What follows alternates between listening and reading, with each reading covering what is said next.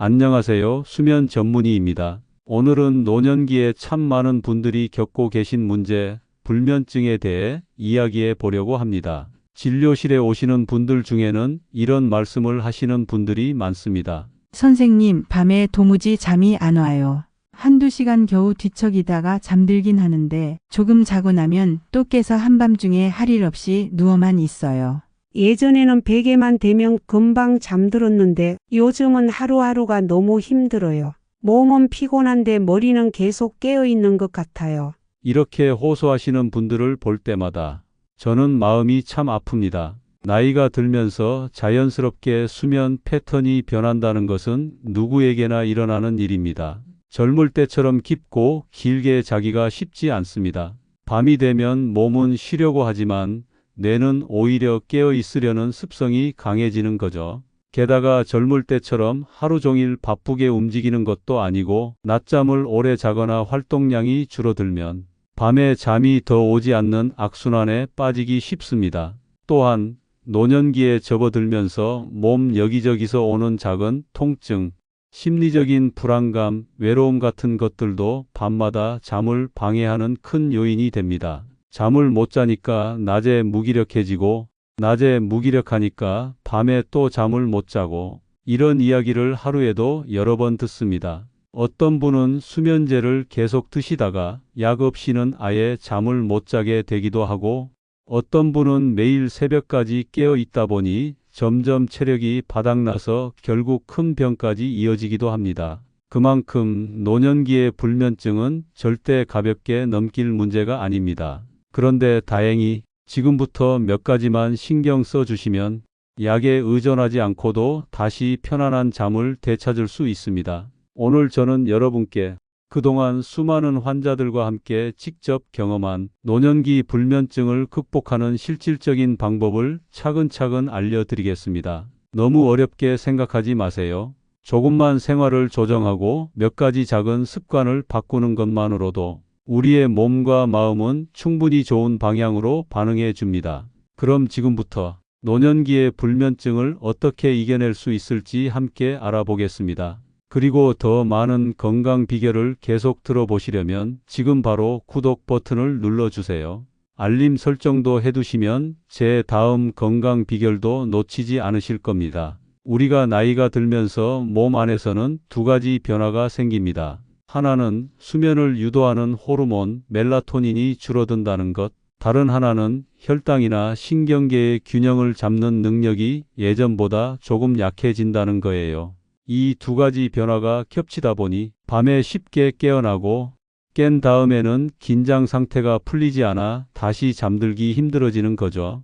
이때 소금 꿀물이 작게나마 도움이 될 수 있습니다. 꿀은 우리 몸에 아주 부드럽게 에너지를 공급해 주면서 수면을 돕는 트립토판이라는 성분이 뇌로 잘 넘어가게 도와줍니다. 결국 이 트립토판이 멜라토닌으로 변해서 몸을 졸리게 만드는 자연스러운 흐름을 살려주는 거죠. 소금은 어떻게 도움을 줄까요?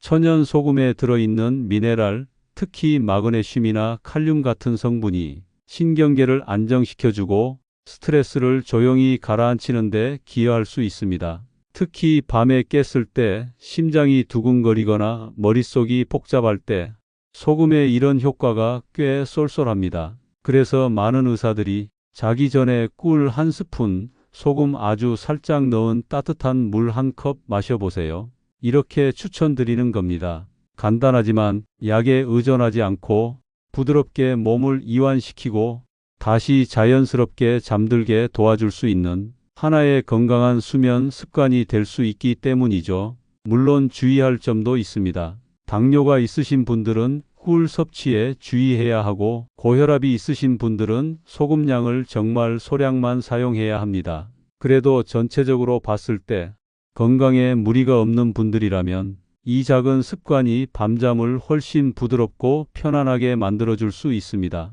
그래서 저는 잠들기 전에 소금 꿀물 한 스푼을 천천히 마시면서 몸을 부드럽게 풀어주는 습관을 추천드립니다. 그런데 여기서 몇 가지 중요한 게 있습니다. 밤에 푹 자려면 사실 낮부터 준비가 되어 있어야 합니다. 그 중에서도 가장 중요한 건 낮 동안 햇빛을 충분히 쬐는 것입니다. 햇빛은 단순히 따뜻하고 좋은 것 이상으로 우리 몸 안의 생체 시계를 자연스럽게 맞춰주는 역할을 합니다. 햇살을 받으면 몸이 지금은 낮이구나 하고 인식하고 그에 맞춰 밤이 되면 자연스럽게 졸리게 되는 준비를 하게 되는 거죠. 진료실에 오신 한 어르신께서 이런 말씀을 하셨어요. 선생님, 요즘은 햇빛 쬐일 일도 없고 집 안에만 있으니까 밤에 잠도 안 와요. 맞습니다. 낮에 활동량이 줄고 햇빛을 못 쬐면 몸은 밤과 낮의 구분을 제대로 못하게 됩니다. 그러다 보니 밤에도 눈이 말똥말똥 뜨게 되는 거죠. 그래서 저는 추천드립니다. 매일 아침이나 점심 무렵 20분에서 30분 정도라도 가볍게 산책하시면서 햇빛을 쬐래요. 특별히 운동을 하려고 하지 않아도 괜찮습니다. 천천히 걸으시고 주변 꽃이나 나무를 구경하듯 가볍게 움직이기만 해도 충분합니다. 이렇게 낮에 햇빛을 쬐고 부드럽게 몸을 움직이면 밤에는 자연스럽게 졸음이 찾아오게 됩니다.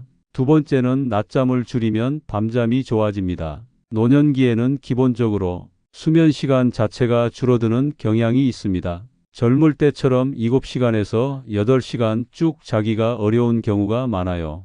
그런데 낮에 한두 시간, 심하면 3시간씩 깊게 자버리면 몸은 이미 충분히 쉬었다고 착각하게 됩니다. 그러니 당연히 밤이 되어도 깊은 잠이 오지 않는 거죠. 그래서 저는 어르신께 이렇게 권해드렸습니다. 낮잠은 아예 참으려고 하지 마세요. 하지만 길어야 20분 이내로 짧게 눈만 붙이는 정도로 해보세요.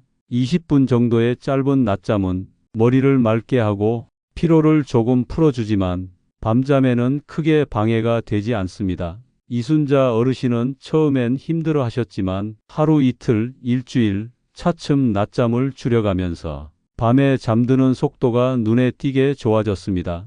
그리고 깨어있는 시간에도 훨씬 더 생기 있게 생활하실 수 있었죠. 또 하나, 노년기 불면증을 악화시키는 큰 원인이 있습니다. 바로 잠자기 직전까지 자극적인 활동을 하는 것입니다. 예를 들어 저녁 늦게 뉴스나 드라마를 보면서 마음이 들뜨거나 침대에 누워서 스마트폰으로 기사나 동영상을 끝없이 보는 것, 늦은 밤까지 친구들과 전화로 흥분된 대화를 나누는 것, 야식을 먹고 소화를 시키느라 몸이 깨어나는 것, 이런 활동들은 몸을 쉴 준비가 아니라 깨어날 준비를 시키는 행동입니다. 특히 최근 진료실에 오신 68세 정효군 어르신의 경우 밤마다 스마트폰으로 유튜브를 보다가 새벽 2시가 넘어야 겨우 잠드셨습니다. 화면만 보면 잠이 온다는 착각을 하셨지만 실제로는 화면의 빛과 내용의 자극 때문에 뇌가 계속 깨어있는 상태를 유지하게 된 거죠. 그래서 저는 정효군 어르신께 잠자기 1시간 전부터는 TV,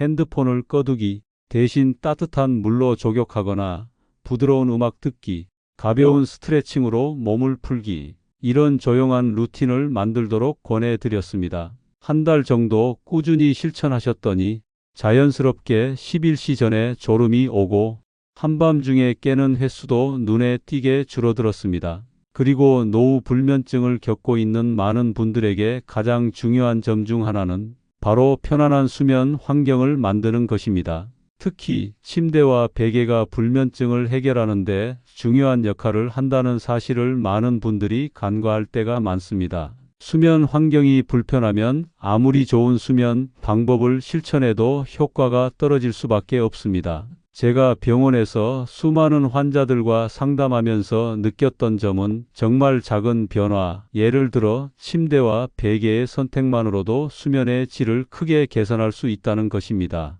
예를 들어 72세의 이경자 어르신은 수면제에 의존하고 계셨고 몇 년 동안 불면증으로 고생하시던 분이셨습니다. 그런데 처음 상담할 때 저는 어르신에게 이런 질문을 드렸습니다. 어르신, 침대와 베개는 어떻게 사용하고 계세요? 어르신은 약간 당황한 표정으로 대답하셨습니다. 그냥 오래된 침대에서 자고 베개도 몇 년 된 걸 계속 쓰고 있어요. 사실 특별히 바꾸려 생각해 본 적은 없어요. 사실 많은 분들이 침대나 베개가 수면에 미치는 영향을 간과하는데 편안한 침대와 베개는 수면의 질을 좌우하는 중요한 요소입니다. 나이가 들수록 척추, 어깨, 목 등의 민감한 부위가 점점 더 불편해지기 때문에 이러한 부위를 적절하게 지지해 줄 수 있는 침대와 베개가 필요합니다. 불편한 침대와 베개는 불면증을 악화시키는 주요 원인입니다.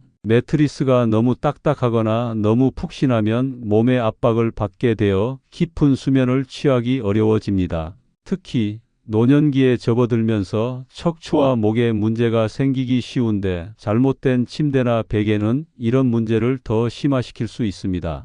반면 올바른 침대와 베개는 몸을 적절하게 지지해주며 편안한 잠자리를 만들어줍니다. 척추와 목의 자연스러운 커브를 지지해주는 것이 중요한데 이를 위해 중간 정도의 경도를 가진 매트리스를 선택하고 목에 맞는 높이의 베개를 사용하는 것이 좋습니다. 이경자 어르신도 매트리스와 베개를 새로 바꾼 후 불면증이 현저히 개선되었고 아침에 일어날 때 목이 아프지 않다는 소감을 남기셨습니다. 선생님, 침대 바꾼 후 잠이 좀 더 잘 오고 아침에 일어났을 때 몸이 훨씬 편해졌어요 라고 하셨죠. 이런 변화는 매우 놀랍지만 사실 침대와 베개만 바꾸어도 이렇게 큰 효과를 볼 수 있다는 점이 정말 중요한 부분입니다. 수면의 질을 높이기 위해서는 침대 매트리스와 베개뿐만 아니라 수면 환경도 고려해야 합니다. 조용하고 어두운 방, 적절한 온도에서 자는 것이 중요합니다. 실내 온도는 18도에서 22도 사이로 유지하는 것이 좋고 빛과 소음을 차단하는 것도 필수입니다. 전자기기가 가까운 곳에 있으면 수면에 방해가 되므로 가급적 침대 근처에서 스마트폰이나 TV 사용을 피하는 것이 좋습니다. 편안한 침대와 베개는 단순히 신체적인 편안함을 제공하는 것 이상의 역할을 합니다. 우리 몸은 수면 중에 이완되고 회복되는데 올바른 수면 환경은 그 이완 과정을 돕습니다. 부드럽고 균형 잡힌 매트리스와 목에 맞는 베개는 근육의 긴장을 풀어주고 몸을 편안하게 이완시켜 주기 때문에 더 깊고 질 좋은 수면을 취할 수 있습니다. 따라서 침대와 베개를 새로 바꾸는 것만으로도 불면증을 크게 개선할 수 있습니다. 이경자 어르신처럼 여러분도 편안한 침대와 베개로 잠자리를 개선해 보시면 불면증에서 벗어나는 데 큰 도움이 될 것입니다. 작은 변화가 큰 효과를 불러올 수 있다는 사실을 기억하시기 바랍니다.